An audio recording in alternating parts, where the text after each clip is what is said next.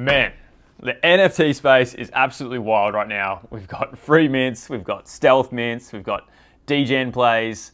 In this video, I'm going to go through exactly what I see the best traders doing that are making the most money in this free mint meta.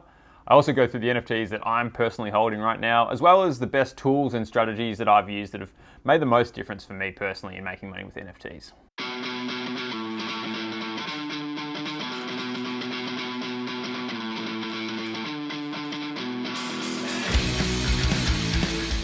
Now, I might get a bit of hate in the comments for the Boston Celtics beanie. We've got the beanie on, the green in the background. I just have to fully make a confession that I am just jumping on the bandwagon. I am not a passionate Boston Celtics fan by any stretch. In fact, the last couple of playoff games are the first games of Boston that I've watched the entire season. But I'm jumping on the bandwagon. Go Celtics. I've got thick Scottish-Irish heritage in my blood, so let's do it. But yeah, I thought before we started this video, I wanted to mention that it is very cold at the moment, coming into winter in Australia, so that's also keeping my head warm. So we're going to jump into the video. We're going to go straight into questions. I'm going to talk about the upcoming NFT Expert Summit as well, around how you can get whitelist for that drop. But before we get into it, quick disclaimer, as always, I'm not a financial advisor. I am in no way, shape or form qualified to give you investment advice, and the NFT space is extremely risky. Like, you can lose so much money in NFTs and crypto very quickly if you don't know what you're doing. So please seek out professional help before you plan on doing any kind of investing. But let's get straight into the questions.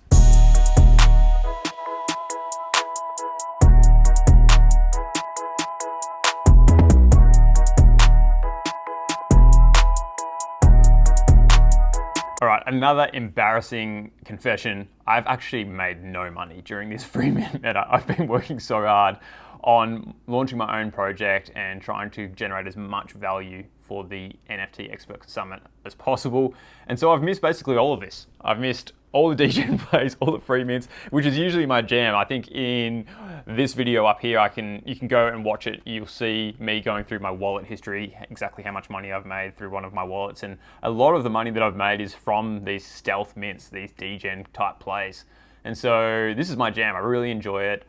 And it's been a bit sad for me to miss out, but let me tell you exactly what I would do and what a lot of my friends that are a lot smarter than me are doing right now, and they're making some really good money with these free degen plays. So the first thing you got to know is you got to find where these mints are, and you got to get early to the mints. So by far the most profitable thing that these guys are doing are they're minting multiple, and just kind of gambling in a sense. Like, it really is gambling. The only difference is it's gambling with better odds than a casino, because although a lot of the things that we mint during this stealth mint meta is just absolute rubbish, it's literal poo in some instance, but the poo NFTs actually have gone quite well, so there is that caveat. But we got to know that, yeah, the majority of things that we mint probably won't perform that well, but then the few that do catch on and catch fire can just create insane profits, like 10, 50, 100x gains in a matter of hours. And so it's those kinds of odds that I'm normally willing to roll the dice on.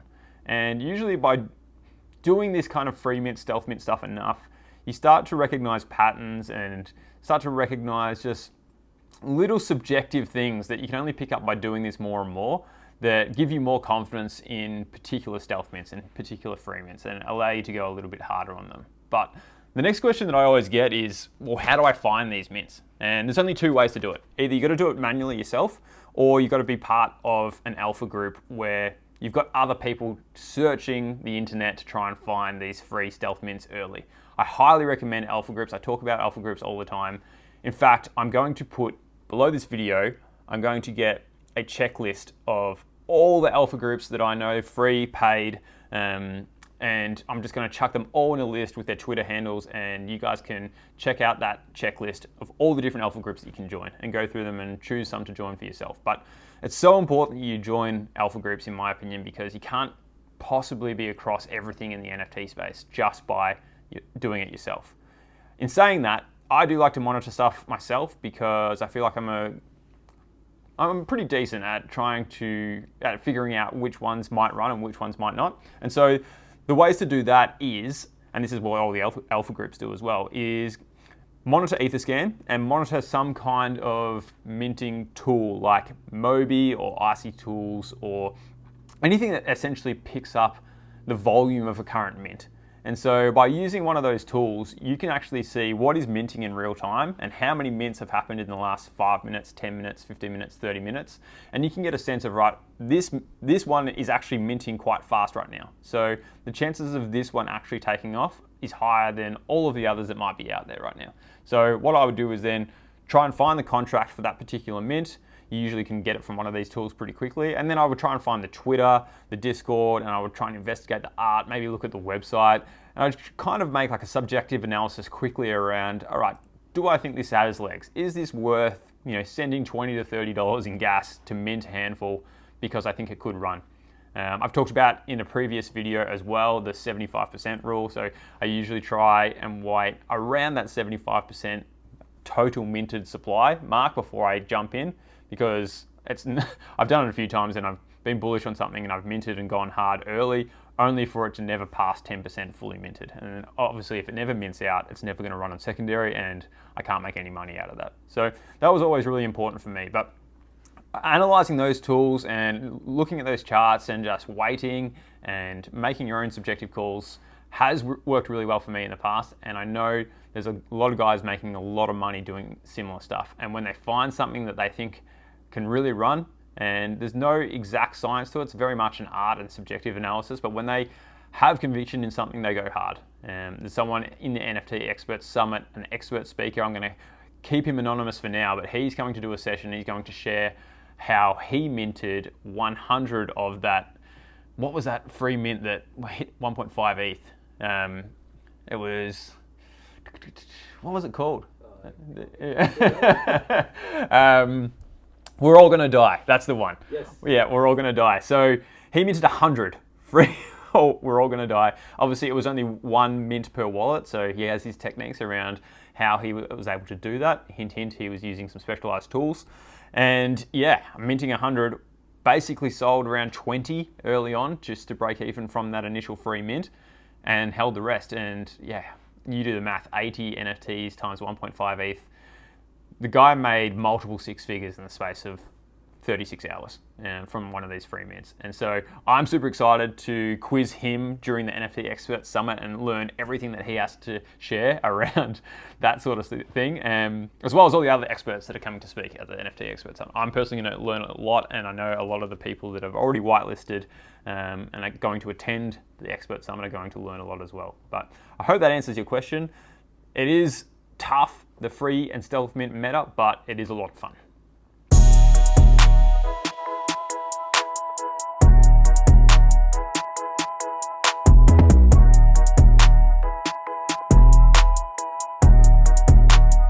It's a good question. For people that know me and have watched my other videos, I don't usually hold NFTs for very long. I am a flipper at heart. That's just what I do. I love that game. But there are a handful of NFTs that I am holding for the utility and also for the conviction that I think they will go up eventually. And I'm also holding a bunch of NFTs that I've held for too long and have gone way down and I've lost a lot of money on them. And quite simply, I'm just waiting for them to go up so I can sell them again because selling them now would be for quite a bit of a loss. So the ones that I've lost money on, I think I've talked in the past, I've held Journey, the Journey Mint Pass, as well as the Neo Tokyo S2 that I just held for too long. Together, they were both worth over 100 grand at one point collectively, and I chose not to sell them stupidly because I thought they were going to keep going up. And a lesson I've learned from that is that usually when there's like peak euphoria and the market is just completely hyped on something, and that's usually a good time to sell. And I've definitely taken that lesson to heart. So I think next time I'm in that situation, I will do something similar to that. Moonbirds was the same. Like Moonbirds hit 40 ETH. I chose not to sell. But when it did hit 40 ETH, it kind of triggered for me, okay, this is the first PFP collection that has hit 40 ETH besides, oh, actually, Neo Tokyo S1 did it, but that was a very small supply. This is a 10,000 supply. And so I thought, because this is the only one to do that besides Bored Ape Yacht Club, and everyone always talks about, well, what's going to be the next Bored Ape Yacht Club? What's going to be the next BAYC? I thought this actually has a chance of being the next BYC. It's not just like hopium out there. It's like, no, this has actually done what Doodles couldn't do, what CloneX couldn't do, what even Azuki couldn't do. This hit 40 ETH, whereas the other ones capped out at 20. I think Azuki went over 30. But yeah, World of Women, Cool Cats, like all of these potential blue chips that people talk about never actually did that. And so to me, when Moonbirds hit that, I thought, okay, this actually has set it into a league of its own. And so I'm going to hold it. And I'm very bullish on Kevin Rose and the team as well. So I might have egg on my face. It'll be interesting to see this video a year from now to see where the Moonbirds floor is. But for now, I'm holding. And I just got airdropped some free money from the oddities as well, which was good. But besides that, the other main ones that I'm holding a bunch of Zen Academy. I'm very bullish on Zenica as a person. I've always tried to invest in people that I believe in, hence like the Moonbirds and Kevin Rose. But Zenica works very hard for his Zen Academy. I'm holding 5 of his Genesis passes. So they were a 0.03 mint. Collectively, they're worth now 1.5 ETH. So that's a pretty significant return. Like 0.15 is, at the time, I think was about $500, and now they're worth 1.5 ETH, which is nearly $3,000, so $4,000. So yeah, pretty decent, especially if ETH goes back up. I'm also holding a 333 Zen Academy Genesis Pass, so that's his exclusive club with 300 people in it, and that currently has a 10 ETH floor price. I think we'll just chuck it up here. Consistent sales around the 10, 11 ETH. I think it was a bit higher prior to this bear market. But yeah, I'm holding that. I'm definitely holding that for the long term. And that's just a really interesting situation where people have enjoyed the utility so much that they actually don't want to sell. Because there's 300 passes, I don't want to sell mine because I don't want to leave that group. And so I think listed on OpenSea, there's only like 6 or 7 listed total out of the 300. And so the supply shock just happens very quickly with projects like that. If you have a project where people genuinely can't bring themselves to sell, the supply shock is just inevitable because, yeah, there's not going to be enough people listing for people that actually want to buy it and want to get in. So that's always a good rule of thumb I've stuck to and had success with. With the other NFTs I'm holding, I'll chuck them up here, but I think I've got some littles that I was waiting for the arcade to come out, and to be honest, I'm probably just waiting for an exit pump there. So hopefully the arcade comes out and I can sell them. I think I've got a Neko because I'm waiting for the Cypher airdrop of the tokens, if that's going to be a good play to earn game. We'll see how that comes about. I've got a Sneaky's Internet Friends, which I regrettably FOMO'd in on secondary for 2 ETH.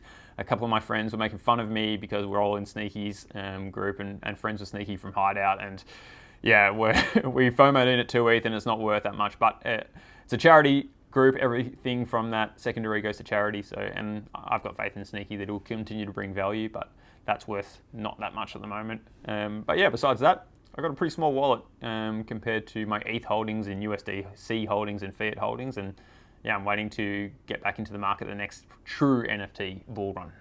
Let's do the next question.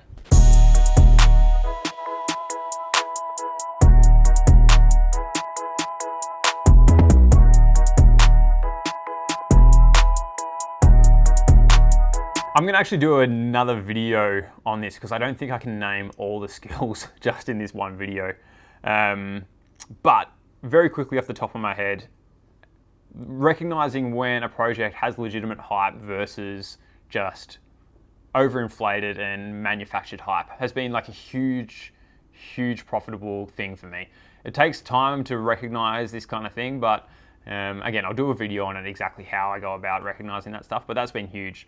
Learning how to stealth mint, which we talked about before, so minting from contract, using mint bots, just even finding stealth mints, and then subjectively being able to know which stealth mints to go harder on. Maybe some stealth mints I've minted 5 or 10 of something, as opposed to others where I've only minted 1 or 2 because I've had less conviction. That's been a really handy skill that I've learned over time. Wallet security, I mean, everyone talks about this, but you can make a lot of money in NFTs, and then with 2 clicks of a button, it can be all gone. And I don't think people talk about that aspect enough. We talk about wallet security and safe minting practices and using a burner wallet always, and not keeping any NFTs in the actual wallet that you use for minting. Yeah, I think that's really important because yeah, you can work so hard to get a lot of profits in NFTs. And yeah, if you keep all of that gains and NFTs and ETH in the one wallet, and then you mint something bad or you sign a dodgy transaction, it could be all gone in an instant. So that's definitely a skill that has made me more money, because I haven't lost any of that money that I've earned yet. And I say yet because I know there's going to be a day where I click the wrong button on one of my burner wallets and I'm going to lose the money that is in that burner wallet. But I only leave enough in that wallet to mint things or to buy something quickly off secondary. So I only leave around 0.5 ETH in my burner wallet. And yeah, I think, and a bunch of NFTs I don't care about losing, by the way. And so I think operating with that mentality is, yeah, a really safe mentality to have. And again, will help you make you more money by not losing money and not getting it stolen. Other things on the list, let's see, all right, I knew I had these down somewhere. They're actually a list of some of the topics covered at the upcoming NFT Expert Summit. So knowing when to sell versus when to hold. Huge thing to learn. Knowing how to get whitelists, how to use charts and tools, how to use charts and tools to swing trade, and learning how to swing trade. So if you don't know what swing trading is, that's looking at charts like NFT Nerds and seeing when there's a local bottom and then buying it at the bottom and then waiting till it has a local top and then selling at the local top before the floor kind of solidifies at a certain rate. So swing trading's been very profitable for me. Be aware of what is happening with crypto, ETH, bull, bear markets, super important. Advanced minting, setting custom gas wars, minting from contract, using multiple wallets, using bots to mint, sniping, separating yourself from the market, discipline, emotional intelligence, the power of self-reflection, Web3 security, which we talk about, and yeah, networking as well. Like, for those that know me, I'm hugely bullish on networking. I wouldn't be where I am today without the networking and relationships that I've managed to have in Web3 so far, and which I hope to continue in Web3. So on that note, my DMs are always open. You guys can always DM me or comment below, or if you wanted a question answered in one of my videos, just tweet something and say, hey Lee, at LiamD NFT, I've got a question. Can you answer this on your video? And yeah, if you do that, I'll almost certainly help you in the next video. So that's it for today's video. Obviously, the NFT Expert Summit is upcoming. We're getting very close to mint date. There is a form below, as always, which you can try and get whitelists for. Yeah, I can't wait to announce the final list of speakers, the final list of topics, the exact mint date, the exact mint supply, and make it all public. It's coming very soon. And there's still chances to get whitelists, which is great. You don't have to grind for it. You just have to watch videos like this and hopefully get educated and learn some new things. That's all I'm aiming for with these kinds of videos. So that's it for now. Don't forget to like and subscribe to my YouTube channel. Follow me on Twitter, LiamD NFT, and we'll see you in the next one.